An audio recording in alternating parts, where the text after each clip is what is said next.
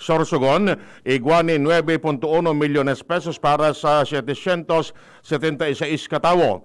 Camarines Norte, iguanin 6 milyones pesos para sa 969 katawo. Asin Catanduanes, iguanin 3.9 milyones pesos para sa 484 katawo. Sa sinabi na ang cash-aid na proseso na sa lindong kan Sustainable Livelihood Program kan DSWD para sa Kabikolan susug sa Republic Act 1149-4 o Bayanihan to Recover as One Act. Ang baretang ini hatod sa Indokan Mega One. Ang Mega One ay may 21 sangkap para matulungan ka sa iba't ibang karamdaman tulad ng diabetes, high blood, stroke, arthritis, kidney failure, cancer, viruses, at iba pa. Tumawag kay Doc Joy Bitito sa 0998-975-8121 or 0917-853-8933. Para mientras na naka-lockdown ang Barangay Hall kan Barangay San Francisco, Ginubatan, Albay, matapos na magpositibo ang duwang kagawad digdi sa COVID-19. Sigun kay Kapitan Ando Namya, ini ang naging resulta kan pag-obligar sa gabos sa mga opisyales di barangay sa munisipyo na magpairarom sa swab test kung saan sa enot na swab test sarong konsehal ang nagpositibo kung kaya tulos man ining pig-isolate, pig-disinfect ang barangay hall asin nag-home quarantine ang mga kaibahan sa konseho. Sa ikaduwang swab test, saro na naman nakagawad ang nagpositibo sa COVID-19 kung kaya sa konsengonyan sarado pa ang barangay hall kana unambitan na barangay. Ang baretang ini hatod sa Indokan Downey. Bye-bye Bahay Rus kahit sa pambahay with Downey. Mientras tanto, mantenido ang legasiya sa Pulangi Albay ni dating Congressman Joey Salceda durante kan siyam na taon kay ining termino bilang representante kan tercer distrito kan Albay kan mga nakaaging panahon.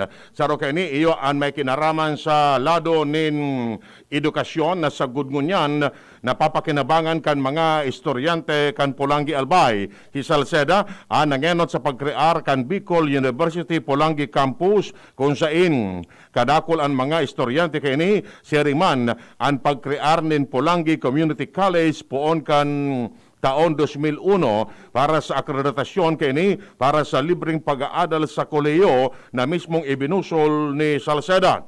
Apara kay ni si Salceda man ang nangenot sa libreng pagpapaadal nin short-term courses asin training sa paagi kan TESDA.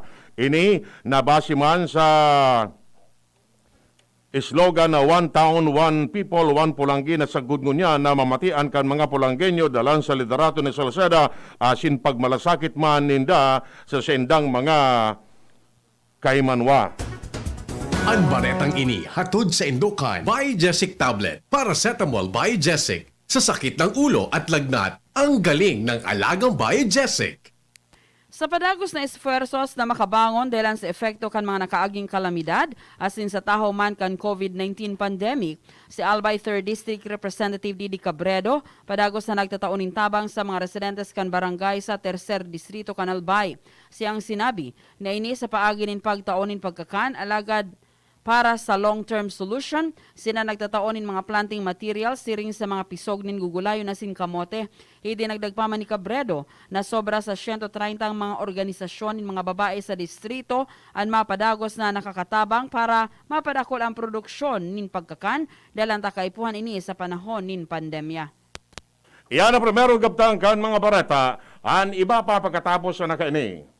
Kung kailangan maging wais dito nasa surf mga misis. Kung kailangan na wag kaya surf kaya may dagdag pa. Surf Mega, Mega laki na. Surf powder, 50% more na. Surf Mega, Mega laki na. Surf powder with active clean technology. Mega laki na. Mega laki na. Maputi, malinis, pabango pa. Surf Mega laki na. Surf Mega Lucky. 50% more versus 50 grams sachet. Pero 550 SRP pa rin. Araw-araw mas sasarap dahil andito na ang new Coffee Mate 60-gram tipid pack sa halagang 15 pesos lang. Araw-arawin ang creaminess in your coffee. Sa new Coffee Mate 60-gram tipid pack, you can enjoy up to 12 cups of creaminess every day. Talaga? 15 pesos para sa 12 cups? Yes! 15 pesos para sa 12 cups of coffee with Coffee Mate. The new Coffee Mate 60-gram tipid pack. Bring out the best in your coffee araw-araw sa halagang 15 pesos lang. lang. 15 pesos is the suggested retail price nationwide. Enjoy 1050 pack, sagot kinsena swak. Weh, sobra ka bitoy pakno. Ang sikreto, dikit 25 turo sa sarong grupong hugason swak. Dikit na tubig bukagon asin pa sa buhon. Sobrang sabon, sobrang sa epekto. Dikit 25 turo sa sarong grupong hugason swak. Enjoy 1050 pack, sagot kinsena swak.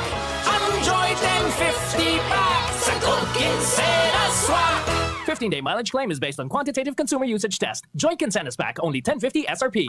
Mga mami, Judy Ann Santos po. Tulad nyo, dumidiskarte din ako sa luto ko para sa mga anak ko. Buti na lang nasa kamay natin ang Maggi Magic Sarap. Ano mang pinagdaraanan, nasa kamay mo ang diskarten paraan. Nasa kamay mo ang sarap ng buhay. Nasa kamay mo ang magic. May sarap at aroma ng dagdag onion, garlic, real meat at spices. All in wonderful Maggi Magic Sarap. Nasa kamay mo ang sarap ng buhay. Ang dagdag onion at garlic ay versus previous formulation. Nasa kamay mo ang sarap ng buhay with Maggi Magic Sarap. Now that I'm free, Nido's the one for me. Protection that's right for toddlers. Like me Marian Rivera. and Zia. Simula naging toddler si Zia, mahilig mag-discover at mas independent na siya. Kaya dapat, Nido 3 Plus for me. Mas pinahusay pa ng NutriTods program. Siksik sa nutrients for digestion, brain at protection. Specially made for toddlers. Look at me, Mom. You're my number one. Choose Nido 3 Plus. Nido 3 Plus. Todo Protect your 3 Plus toddler with Nido 3 Plus. Todo sa proteksyon and sustansya sa presyong di todo. Nido 3 Plus yan. was dying inside to hold it. Diarrhea, baka nagkulang ang gamot na ginamit. Naku, baka dahil sigurado ang dose sa iba. Sa Diet Hubs, sigurados. Diarrhea, tapos. Diet ups ka para hindi na dying inside. Diet ups the best. Unilab yan. Loperamide is the generic name of Diet Hubs. If symptoms persist, consult your doctor. Tapang lang? Kulang yan. Sa ating bagong mundo, kailangan ng kapeng may tapang na di susuko. Kaya dito ka na sa bagong Nescafe Original. Dinagdagan ng kape ang previous recipe. Kaya kapeng-kape ang sarap at aroma. Mula unang langhap hanggang huling higop. Para sa dagdag tapang sa bawat pagbangon, tikman na ang bagong Nescafe Original. May tapak na di susuko.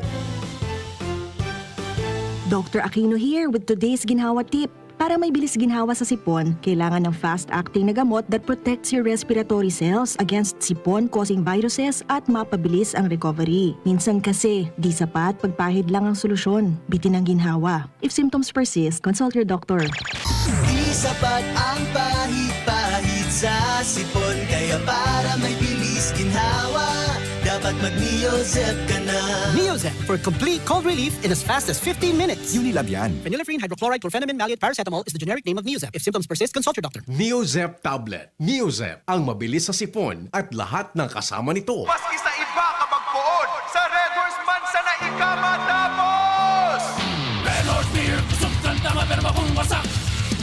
Diktiman sana ang pulik mo, diktiman sana ang pulik mo. Red Horse Beer, kusog kanta maperma kung wasak. Sa Red Horse Beer man sana ang pulik mo! Red Horse extra strong, the #1 beer, hindi ang tama. Drink responsibly. Palamig ka muna, Dre. Bili na ng Red Horse Beer sa inyong mga suking tindahan. Lakas ng tama pero di wasak. Drink responsibly. Basta Bicolano, uragon maghigos. Pag nagkahilang, dae mapadaog. Dapat sarong lakas banat sa malain-laing hilang. Rexidol Forte. Lakas banat, bako lang sa bagat. Pati naman sa kulog kan payo. Kulog kan hawak, asin kalintura. Kaya kitang mga uragon, digdi na sa sarong Rexidol Forte. Lakas banat sa apat. Alagang Unilab yan. Paracetamol caffeine is the generic name of Rexidol Forte. If symptoms persist, consult your doctor. DCGB Barreta alas 7. Barreta alas 7. Ang baretang ini hatod sa Indokan. Joy! Iwas germs, iwas sakit. Detalles kan Bareta sa Lado Nacional. Nagpaluwas ni maigpit na patanid si Agriculture Secretary William Dar kontra sa mga balasubas na negosyante na padagos na nagpapa-aumento sa presyo kan mga panganot na barakalon.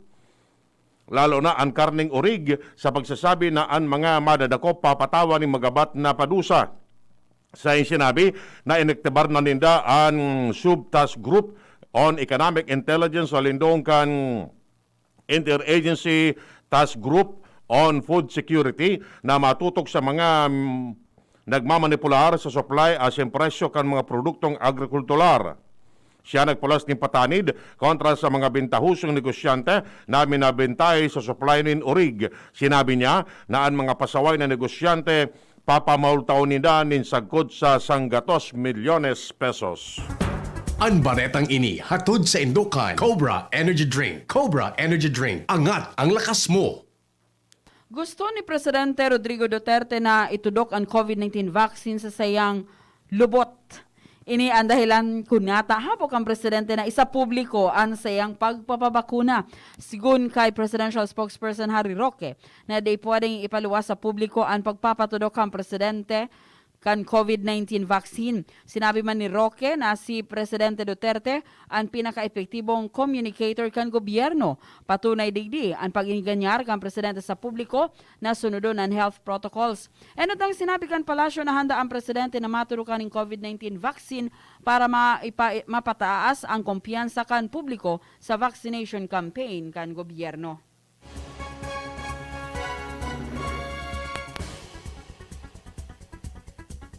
Mientras tanto, Padagos, o pasado na sa ikaduhang pagbasa kan Kamara de Representantes ang propestong lakdang na tawan ng diskwento ang income tax na babayadan ka nasa 270,000 na medical frontliner sa nasyon.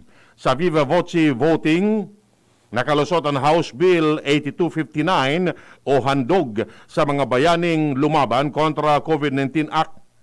Sa lindong kani, ang mga medical frontliners libre sa pagbayad ng 25% kan income tax para sa taxable year 2020.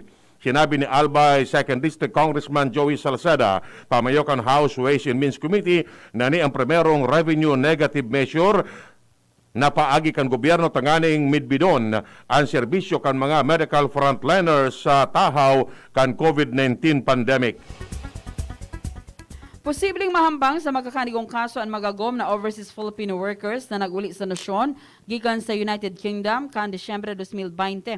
Sigun kay Presidential Spokesperson Harry Roque na posibleng makasuhan nin concealment o pagtatago ang duwa dahilan tadai kaini pagdeklarar nin totoong informasyon na pag-araman na nagtugaan magagom na bako talaga silang kaibahan sa mga locally stranded individuals. As in imbes kay ni, nadiskubre na sana ang magagom hali sa UK ka nakabiyahe na ang mga ini pabalik sa sinang probinsya sa Iloilo kan magpositibo sa ginibong COVID-19 test. Sa huli, sinabi ni Roque na malinaw ang naging bayulasyon kan magagom sa quarantine law na haloy nang ipinapautob sa nasyon. Tinugutan na ni Presidente Rodrigo Duterte na ipagpadagos na ang limitadong face-to-face classes para sa medical as in allied health program sa mga eskwelahan na nasa General Community Quarantine o Modified GCQ area. Sinabi ni Presidential Spokesman Harry Roque na ini ang mga medical school, medical allied program sa mga higher educational institution sa MGCQ as in sa mga higher educational institution sa GCQ area na may base hospital na service sa mga pasyenteng may COVID-19. Kamautan kini na dai maubusan din mga doktor ang Pilipinas kung na dai magpapadagos ang face-to-face classes kan mga doktor as in allied professionals. Kay puan ngunang halaton kanyon Union of Local Authorities of the Philippines o ULAP, ang magiging direktiba ni Presidente Rodrigo Duterte may kinaraman sa rekomendasyon kan mga ini para sa pagbakal nin mga bakuna sa COVID-19. Sigun kay Budget Secretary Wendell Avisado, na sa ngunyan, dahil pang opisyal ng kasimbangan ng opisina kang presidente may kinaraman sa nasabing issue. Alagan nagtutubod si Avisado na kung talagang kinakaipuhan na nasa meet na lakdang, sigurado na tulos na mapaluwas in direktiba ang presidente may kinaraman sa kahagadan na ini kan ulap sa nasyon. Sa huri, tinawanin doon ni Avisado na nagsusunod sana ang Department of Budget and Management kung ano ang kasuguan kan hepe ehekutibo manang sa paggamit kan calamity fund kan mga LGU sosog sa konstitusyon. Mientras tanto, sinabi kan PhilHealth na na-liquidate na ninda ang kadaklan kan 15 bilyones pesos na enot ng sinahutan na naibulsa kan mga dating opisyales kaning. Sinabi ni PhilHealth President Dante Guiaran na siya nasugo na hanapon ang pagsasabing hinabas na fundo alagad sa totoo sana de manawara asin yaon ang kwarta. Ididugang pa man niya na 92% ng na-liquidate mantang di man sinda matugot na mawara ang kwarta kan mga namamanuaan. Ididugang panigyaran ng 8% kan fundo dahil paninda nakukuha asin ini nagkakadadad pa nin 120 milyones pesos. Nakahanda man ang Philippine National Police na magtabang sa mahiwasan na pagbakuna nagigibon kan gobyerno sa oras na maging available na sa nasyon ang vaccine kontra COVID-19. Inan pahayag ni PNP Deputy Chief for Administration as in Administrative Support to COVID-19 Operations Task Force Commander Police Lieutenant General Guillermo Eliazar. Sinabi niyang parte kan sa inang vaccination plan ang pag-ayuda sa mga bakunador. Igwama na PNP personnel na may aram sa vaccination o pagbakuna dahil igwaman silang sa diring medical corps as in health service unit. Pwede man sindang mag-deploy ni tauhan para sa pagbakuna dahil sa puon pasanakan pandemya, nagbilog na sila ni Medical Reserve Force na kumpuesto kan PNP personnel na may medical training.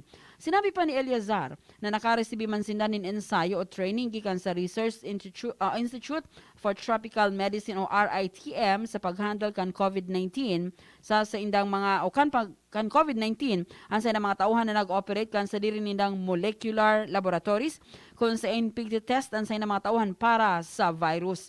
Enot nang pigrekomendar ni Defense Secretary Delfin Lorenzana kay Presidente Rodrigo Duterte na tugutan ang mga soldados na magtabang maan sa pagbakuna. Pinili ni Presidente Rodrigo Duterte si Court of Appeals Justice Joseph Lopez sa Korte Suprema.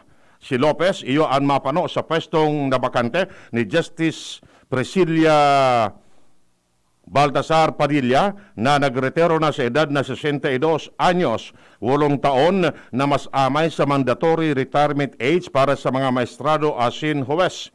Inaprobaran man kang Korte Suprema ang aplikasyon para sa disability retirement ni Padilla.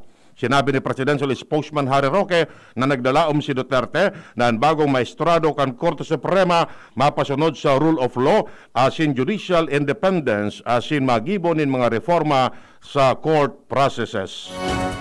Aprobado na sa Senate Committee on Government Corporations and Public Enterprises ang propostong ley na mataunin poder kay Presidente Rodrigo Duterte na ipag-oktaba ang dagdag na kontribusyon sa mga miyembros kan Social Security System.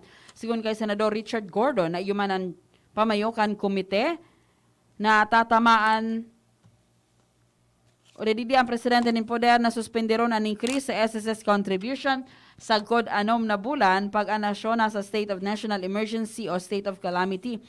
Ang bill ipigbusol ni Senador Richard Gordon, Joel Villanueva, Sherwin Gatchalian asin Amy Marcos bilang konsiderasyon sa sitwasyon kan mga obrero asin mga employers na nawaaran o nabawasan in income sa tahaw kang pandemya.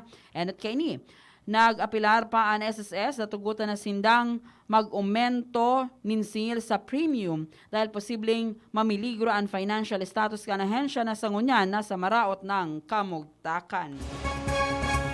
Barata halay sa ibang nasyon.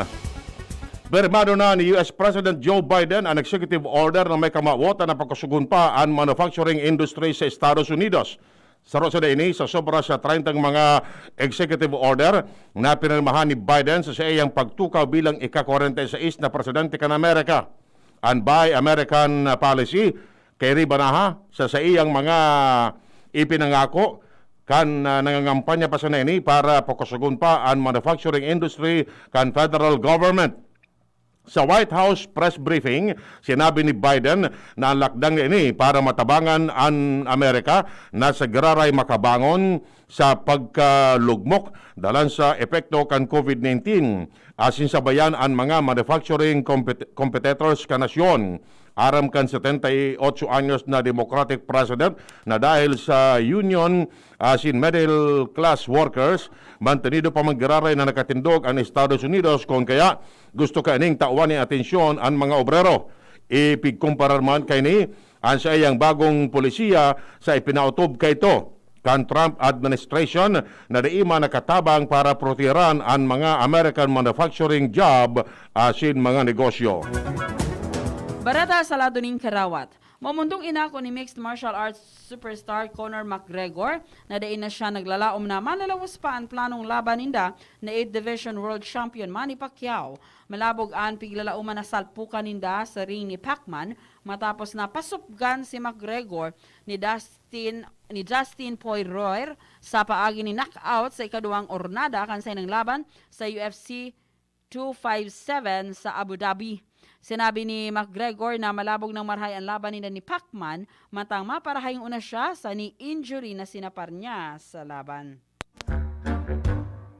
Baretang ano? Paano? Aramonta sa Baretang ano? Ibang klase man ang ginibo ni Barry Chappell na matyagang pigtitipon ang mga sinapa-sapa na bubble gum imbes na ibarabad kung sain-sain na lugar. Sa pagtiyaga, nakatipon siya ni neganting bubble gum na uminabot nin 175 libras ang pisada. Sigun kay Chappell, nagpuon ang hilig niyang koleksyonon o magkolekta nin sinapar o sinapa na Nicorette gum kan magpuon siyang manigarilyo. Ang pagsapa ni Nicorette ang nakatabang para mapundo ang pagkahilig niya sa sigarilyo. Sinabi niya na kan nasa eroplano siya, problema niya kung saan ibubugtak ang sinapa na bubble gum sa kod na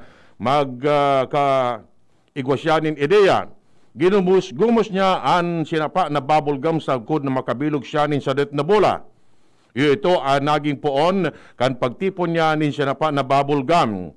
Nakakolekta siya nin 92,200 na pedaso nin sinapa na bubble gum sa lausanan nin 6 na taon asin tuminimbang nin 175 libras asin dagos na talaga siyang nakalikay sa iyang bisyo. Showbiz Balita! Showbiz Balita. Kan-enot, nag-iuloksa na si Mariel Rodriguez sa mga chismis na ipigsasawat sa siyang mister na si Robin Padilla kay Mocha Uson. Nagpunin ni sa blind item ay kinaraman sa sarong action star na nakabado sa sarong kontrobersyal na female personality. Sinabi ni Mariel na dapat punduhon na ang mga chismis sa siyang agomasin Mocha. Idinagdagpaman niya na dapat punduhon na ang mga naglalakop na salang informasyon. Manunungod kay Robin. Bareta Salado din saludo mga kataas sa News Base si Mar de la Marcamen. Floss your teeth daily para sa marahay na dental health as in overall health. Abiso ka mga health experts sa kinaban. Sindang sinabi, ang flossing oral daw, bako sa nang nagtataon in proteksyon sa ngipon as in ngaros, kung di nagtataon maninin magayon na dental health para sa immunity as in heart health. Tandaan, there is nothing more than wealth but health. From News Base, Mar de la Daingiba.